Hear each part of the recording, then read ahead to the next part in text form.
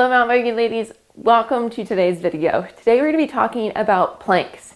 And so each month I want to try to go over a specific exercise and how to make it a little bit more mountain biking-esque, or AKA as you do the exercise, you earn more for the time that you spent doing it. Because I think with everybody else, I don't like exercising. I'd much rather be riding my bike, but exercising is a key component to helping us feel better on our bike, stronger as a whole, and making sure we stay healthy.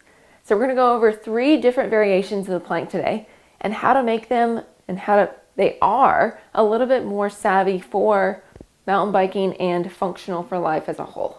Let's pop into it. My name is Liz. I'm a doctor of physical therapy. I'm owner of the Ride Life, which is a mountain biking strengthening and endurance program business for mountain biking women. And it's to help you feel stronger, more confident on the bike, and to help you keep riding for longer because it's going to keep you healthy. Let's get into these 3 variations for the plank. So before we pop into the actual variations, let's go over some basics to the plank and what I want to make sure that you are doing each time that you do any of these variations of the plank. So I'm going to show you just on the knees first because I think that's important. I also go from my fists because I have some wrist issues. You are definitely good to go flat hands or use any other props that you want for it. So as I said, I'm going to go fists first. So as you do the plank, you want to make sure that you're not sway back as you're sitting in the plank. You want to make sure that your shoulders are not up to your ears and that you're not just sticking your butt up in the air. How you do that is you make sure as you start, I like for everybody to start in this kneeling plank position. So we get our shoulders down and back. We kind of tuck our tail so our back is nice and flat. And then we just straighten our knees, and that gives us in a great plank position through here. As we come down to our knees, you're always welcome to do a kneeling plank for any of these variations, except the last one, because you'll understand why. Or if you want to go into more of an incline position. And so hands come up onto a couch, onto the wall, all of those things, because you're taking load off of your shoulders and your chest, are all totally good to do. You actually get more because you're going to be pushing down to hold yourself in that position as you're in an incline. And so it actually strengthens the right muscles that you're trying to strengthen in the plank. It just better fits your body. So the first one that we're going to be doing as we step into the plank is called a weight drag. And I like it because you're literally just reaching, grabbing and placing a weight as it comes across. If you're doing this on your knees, again, arms down, hands underneath, you're working on that rotation of your body. And I'm just using a 5-pound here. You're welcome to use a harder weight. I like using an 8-pound kettlebell, to be honest. And you're going to go back and forth. As you noticed, I got tired when I was doing that exercise. So you know what I did? I started bringing my weight back. I started bringing my butt up. Keep your weight forward, up and over those hands. And so you're here, not moving back to here, because that makes it easier. Keep your weight over top, shoulders down, and this works on your posture as a whole. Again, I'm showing it to you in knees because that's where I'm at right now. I had a baby five months ago. I'm like, how old is she? And I'm not ready for a full plank yet.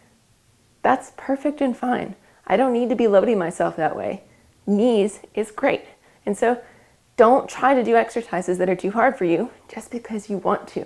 Believe me, I want to show you the other plank video to show you that I'm strong here on YouTube and doing all this stuff. But honestly, it's not needed. I'm going to show you the one that is right for me and my body, and you can apply it also for the regular plank. The next exercise we're going to do in this plank variation is shoulder taps. So shoulder taps are so much harder than what people think they are. The key is that you're not allowing your body to shift side to side as you're doing it. You're trying to stay still, which means that your body can stay still against a rotational force. Say like biking, cornering, going over technical rocks and roots.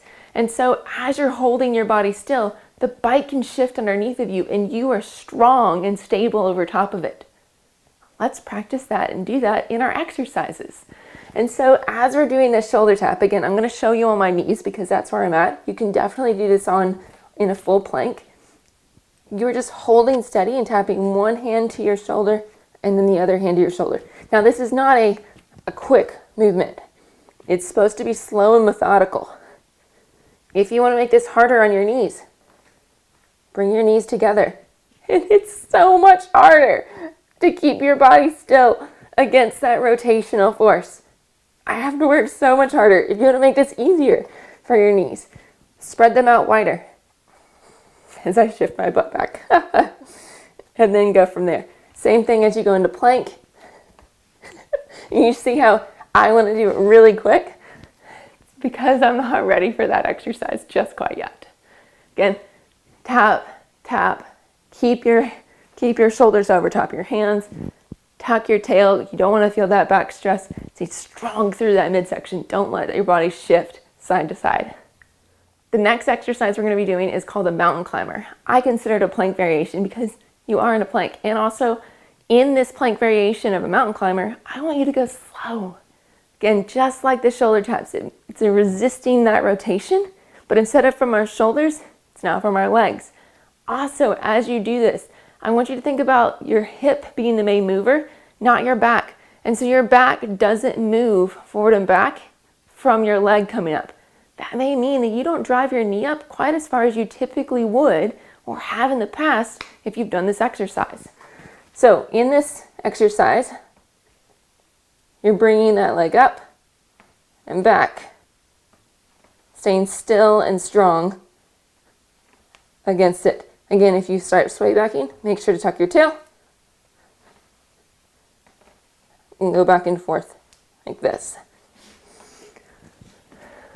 This is an easier exercise for me, so I can do it in the full plank because I'm stronger in my lower half at the moment than I am in my upper body, just because I've been doing more. I've been battling my bike, I've been doing more workouts, and I've been focusing on recovering through here from having the baby. If you liked these exercises, subscribe to the channel below, and so you get more of these. I'm hopefully going to be doing one focused workout of trying to make you understand and know more mountain biking specific exercises a month coming forward. I hope that you enjoyed it. Also, if you want more workouts that incorporate these type of exercises, check out the link below. There's a link to the Ride Life team, which is my monthly membership of a full body workout program, or to Core Crushers that really focuses in on understanding how to move your core, understanding how to load it specifically for women in mountain biking. And bonus, there's a pelvic floor section that's included in both of those that can give you an inkling of what's happening and how to breathe and integrate that with the rest of your exercises. I hope you'd enjoyed this. Again, subscribe, check out the links below to the team or Core Crushers, and have a fantastic day.